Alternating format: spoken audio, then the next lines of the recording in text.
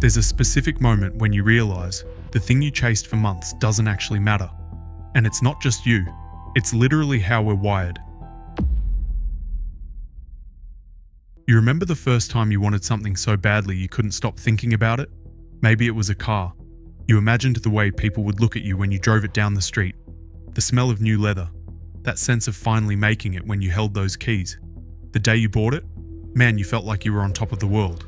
But here's the thing, only a few weeks later, it was just a car, a tool to get you from point A to point B.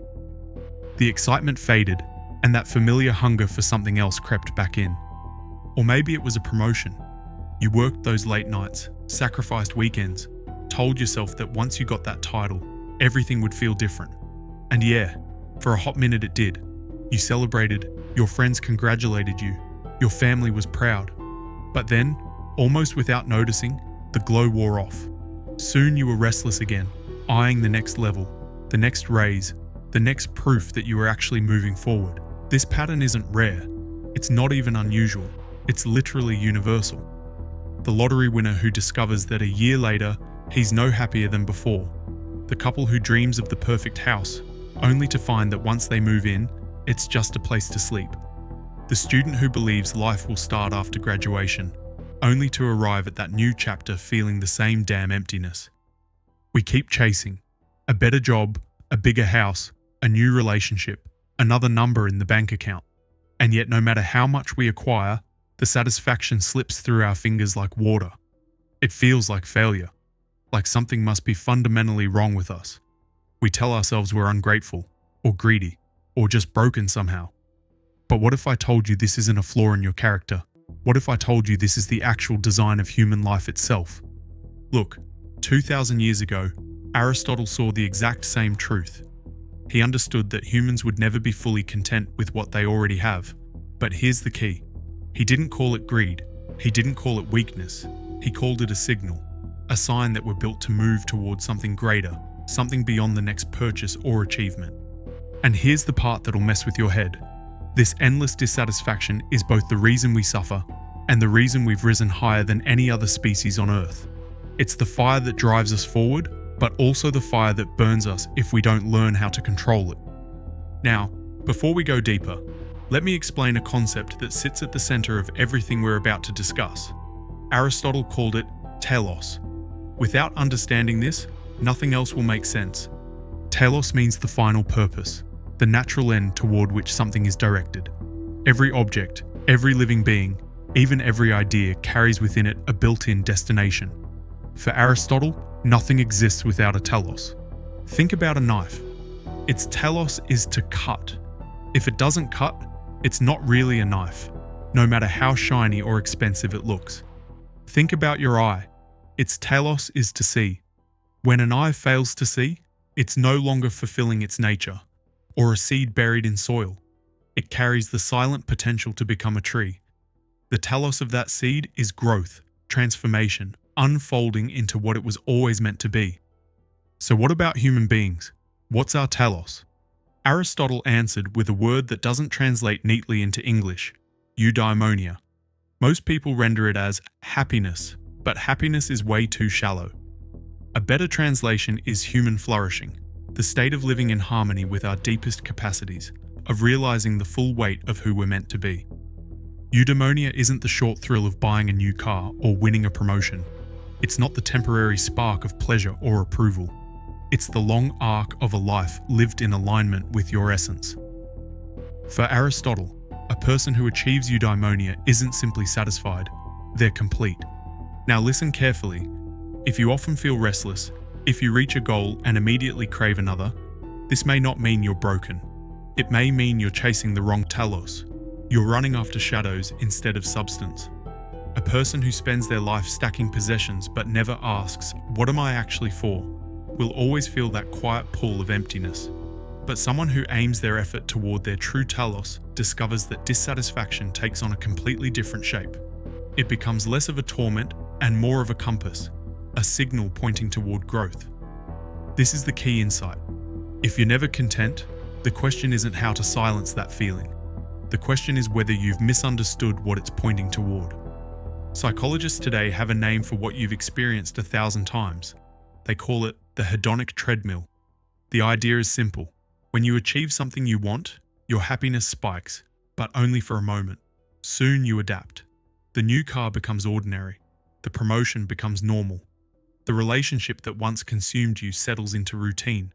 You return to the same baseline of discontent, and the treadmill begins again. No matter how fast you run, you never actually move forward. Take that lottery winner again. For a brief period, his life feels transformed, but studies show that within a year, most winners report the same level of happiness as before. Some even feel less satisfied because the rush of sudden wealth fades, but the problems it creates remain. The hedonic treadmill isn't limited to wealth or career. It shows up in relationships, health, status, everywhere. We imagine that the next milestone will deliver lasting contentment. Yet as soon as we arrive, the horizon shifts further away. The goalposts move and we keep chasing. And here's what makes it even worse: social comparison. You don't just measure yourself against your past self. You measure against your neighbor, your colleague, the stranger on your phone screen. Your car feels fine until you see your friend's newer model. Your salary feels adequate until you scroll past someone flaunting more. The treadmill accelerates, powered not just by your desires, but by the constant reminder that others are running faster. This is why no level of achievement ever feels like enough. In a world of comparison, there's literally no finish line. Even the wealthy feel poor next to the richer. Even the famous feel small next to the more famous. Dissatisfaction is baked into the system, reinforced by the very structure of our psychology. And here's what you need to understand. This cycle isn't an accident. It's not some rare glitch in the human condition. It's the design. Our minds were built to keep us reaching, to keep us moving beyond what we have. That's why you can't silence the restlessness by adding one more possession, one more achievement. It literally will not work because the hunger isn't meant to end. But here's where it gets interesting. This same dissatisfaction, the thing that feels like a curse, is also what's propelled our species to survive, adapt, and create. Without it, we'd still be in caves, content with fire and stone tools. With it, we built cities, art, science, technology. The problem isn't that we're never satisfied. The problem is that most of us don't understand what this dissatisfaction is trying to tell us. When most of us feel restless, we assume something's wrong with us. We blame ourselves for being ungrateful, or greedy, or weak. But Aristotle would tell us something completely different. He'd say that dissatisfaction isn't proof of your failure. It's proof that you're alive, and that your life isn't yet aligned with its telos. Think again about those examples. The person who keeps buying more possessions but never feels whole. From Aristotle's perspective, the problem isn't their endless craving. The problem is they've confused material accumulation with their true purpose. Their dissatisfaction isn't a defect. It's a compass screaming that they're walking in the wrong direction. But look at someone who's creating, discovering, or serving something larger than themselves. A scientist who stays awake deep into the night chasing an unanswered question. An artist who never feels her work is finished because she's always pushing toward a vision just out of reach. Do they feel dissatisfaction? Absolutely. But it's a different kind of dissatisfaction. It doesn't hollow them out, it propels them forward. This is Aristotle's crucial distinction. Dissatisfaction aimed at the wrong telos is torment. Dissatisfaction aimed at the right telos is growth. One leaves you empty, the other pulls you closer to eudaimonia, to the flourishing that makes life worth living. Centuries later, another thinker pushed this idea even further. Friedrich Nietzsche believed that dissatisfaction isn't just a signal, it's the very fuel of life itself. He called it the will to power. For Nietzsche, human beings aren't designed simply to survive or even to seek pleasure. At the core of our existence is a drive to expand, to overcome, to assert ourselves, to create and dominate our limitations. The will to power isn't about political control or crushing others. It's about that deep instinct to grow beyond whatever boundary we face. Think about history through this lens. If humans were satisfied with survival alone, we'd still be sitting in caves, content with fire and stone tools. But we weren't satisfied. We wanted more. We wanted to shape the land, tame animals, explore seas. Dissatisfaction drove us to plant crops, build cities, invent writing. It drove us to climb mountains, cross oceans, split the atom, reach into space.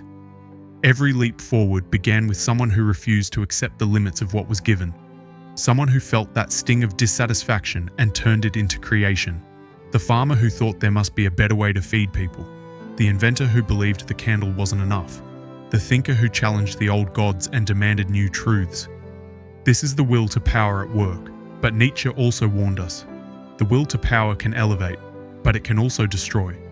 When directed outward in envy and resentment, it becomes toxic. It makes us tear others down instead of building ourselves up. It traps us in cycles of comparison, bitterness, and shallow victories. But when the will to power is directed inward, when it's harnessed toward creation and self-overcoming, it becomes the force that lifts us above mediocrity. Consider the athlete who's never content with his performance. He pushes past pain, past failure, because the dissatisfaction inside him isn't a curse but a drive. Or the artist who paints and paints, never satisfied, yet producing masterpieces precisely because she refuses to settle. This is where Nietzsche meets Aristotle. Dissatisfaction is the compass, yes, but it's also the engine. It points you in the right direction and gives you the energy to move. Without it, there's no growth. With it, there's no guarantee of happiness, but there is the possibility of greatness. But here's what neither Aristotle nor Nietzsche could have fully predicted. In our modern world, that natural energy, your will to power, your dissatisfaction compass, has been completely hijacked. What was once a natural drive has become a marketplace, and you're the product being sold. Consider advertising. At its core, advertising doesn't sell products. It sells dissatisfaction. It whispers that what you have isn't enough, that who you are isn't enough, and that relief can be purchased for the right price. A new phone, a new watch, a new car, a new lifestyle. Each one arrives wrapped in the promise that this time, finally, you'll feel complete. But of course, you never do. The dissatisfaction returns, and so does the cycle of buying. This isn't an accident. Entire industries thrive on keeping you hungry. They know that if you were ever truly satisfied, their business would collapse. So they carefully design images and stories to keep that hunger alive. They make the will to power small, domesticated, channeled not into creation or self-overcoming, but into consumption. And then there's social media. If advertising sells you dissatisfaction, social media feeds it to you every minute of the day. Each scroll is another reminder that someone else is richer, fitter, more successful, more admired. Someone else is traveling the world while you sit at your desk. Someone else is celebrating victories while you wrestle with silence. The platforms don't merely show you life. They show you curated illusions of lives that seem better than yours, engineered to provoke envy and restlessness. It's like having a 24/7 comparison machine in your pocket, constantly reminding you of what you don't have. The result? A machine that multiplies dissatisfaction beyond anything Aristotle or Nietzsche could have imagined. Instead of pointing us toward our telos, instead of fueling our will to power in healthy ways, our dissatisfaction gets redirected into endless loops of comparison and consumption. We chase likes instead of wisdom, followers instead of virtue, gadgets instead of growth. This is why modern dissatisfaction feels so heavy, so different from what philosophers described. It's no longer just the natural signal of an unfinished life. It's a signal that's been amplified, distorted, and monetized. The compass still exists, but its needle has been magnetized by forces outside of you. It no longer points toward your telos. It points toward the next purchase, the next scroll, the next shallow hit of dopamine. And the most dangerous part? We accept it as normal. We accept the cycle of craving and spending as the rhythm of life, without asking whether it's actually life at all. We accept endless comparison as inevitable, without realizing it's manufactured. We live inside a system that depends on our restlessness, and we rarely stop to question who benefits from keeping us unsatisfied. The dissatisfaction you feel is real, but it's been hijacked. It was meant to push you toward growth. Instead, it's being used to keep you consuming, scrolling, and chasing shadows. The question now is whether you'll continue to feed the system, or whether you'll reclaim your dissatisfaction for yourself. If dissatisfaction has been hijacked by the system, then liberation begins when you take it back. You can't silence the restlessness inside you, but you can decide where to aim it. The question isn't how to stop feeling dissatisfied. The question is how to give your dissatisfaction a worthy target. Look closely at the two paths in front of you. One is the path of consumption and comparison. On this path, dissatisfaction becomes a trap. You buy more, scroll more, chase more. Yet each step only deepens the hunger. It's an endless treadmill with no finish line, designed to exhaust you. The other path is the path of telos. On this path, dissatisfaction isn't an enemy, but an ally. It urges you to create, to learn, to serve, to grow. It reminds you that you're unfinished, and that being unfinished isn't shameful, but beautiful. To be unfinished is to still have room to become. Think of the artist who looks at her painting and feels it's never quite right. That dissatisfaction pushes her to refine, to explore, to reach higher. Or the scientist who feels restless because there are still unanswered questions. That restlessness drives him to discover truths that advance all of humanity. Their dissatisfaction doesn't vanish, but it transforms. It becomes fuel instead of poison. Even in ordinary life, the same principle holds. The parent who feels dissatisfied with how little quality time they give their kids can let that pain lead them back to what matters. The worker who feels dissatisfied with a meaningless job can allow that restlessness to push them toward work that speaks to their essence. The person who feels dissatisfied with their physical health can use that discomfort as motivation to finally prioritize their body. In each case, the feeling of not enough becomes the compass pointing toward what truly matters. This is why Aristotle and Nietzsche, different as they were, can stand together here. Aristotle gives us the direction, telos, the flourishing we were made for. Nietzsche gives us the energy, the will to power, the drive that turns dissatisfaction into motion. Together, they show us that the problem was never dissatisfaction itself. The problem was what we allowed it to serve. But let's get practical. How do you actually reclaim your dissatisfaction? How do you redirect it from consumption toward creation, from comparison toward growth? First, you need to recognize the difference between manufactured dissatisfaction and authentic dissatisfaction. Manufactured dissatisfaction feels hollow, anxious, and external. It's triggered by what others have, what you don't have, what you think you should have. It leads to scrolling, shopping, and seeking approval. It's never actually about you. It's about measuring yourself against everyone else. Authentic dissatisfaction feels different. It's internal, purposeful, and directed toward growth. It comes from the gap between who you are and who you could become. It leads to learning, creating, serving, building. It's entirely about you, about becoming more of who you actually are. Here's a simple test. The next time you feel that pang of not enough, ask yourself, is this about what I lack compared to others, or is this about what I'm capable of but haven't yet achieved? One is manufactured, the other is authentic.